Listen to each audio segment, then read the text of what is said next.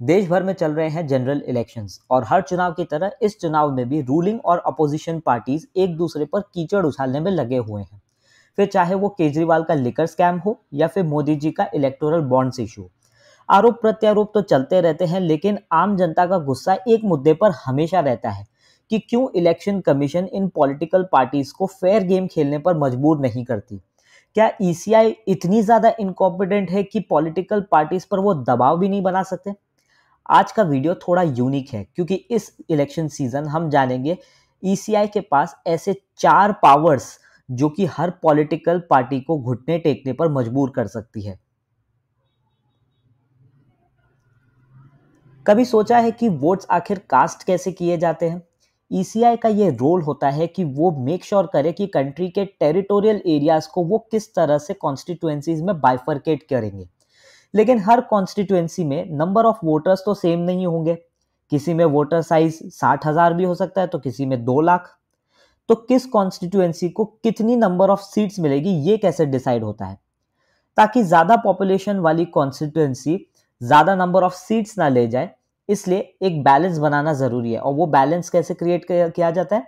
ECI का काम है वो डीलिमिटेशन कमीशन के रिकमेंडेशंस के हिसाब से कॉन्स्टिट्यूएंसी को डिवाइड करे।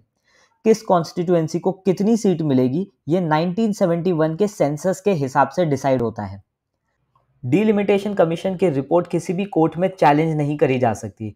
इस डीलिमिटेशन प्रोसेस की वजह से ही ईसीआई ये मेक श्योर करती है कि किसी एक पॉलिटिकल पार्टी को लोकसभा में अनफेयर एडवांटेज ना मिले। किसी भी कैंडिडेट को अगर इलेक्शन में खड़ा होना है तो वो सिर्फ ढिंडोरा पीट के इलेक्शन में नहीं लड़ सकता है।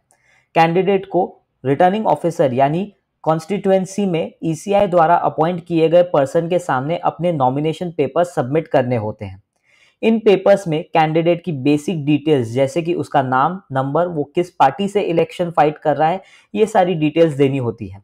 रिटर्निंग ऑफिसर इन डिटेल्स को स्क्रूटिनाइज करता है और एक सिंगल इंटीग्रेटेड एप्लीकेशन यानी enabling communications in real time environment encore के जरिए कैंडिडेट को रियल टाइम पे इंफॉर्मेशन देता है कि उसके नॉमिनेशन पेपर्स का क्या स्टेटस है।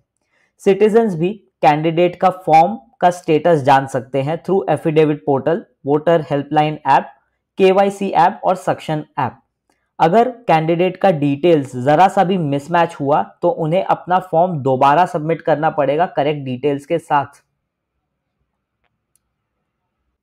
कभी सोचा है कि वोटिंग करते समय ऑफिशियल्स आपकी उंगली पर जो इंक लगाते हैं वो क्या है, क्यों है और कहां से आता है?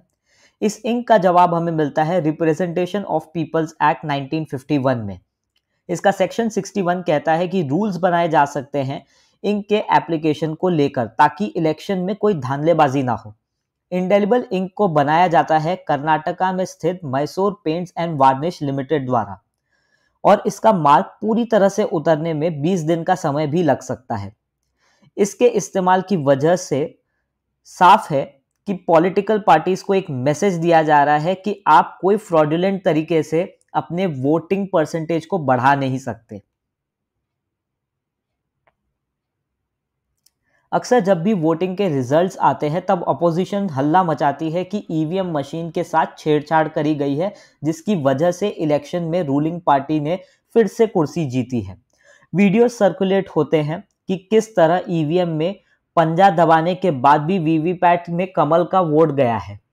इस एलिगेशन को काउंटर करने के लिए ईसीआई हर असेंबली में किसी भी 5 पोलिंग बूथ से सिलेक्ट करके वीवीपैट स्लिप्स को चेक करती है।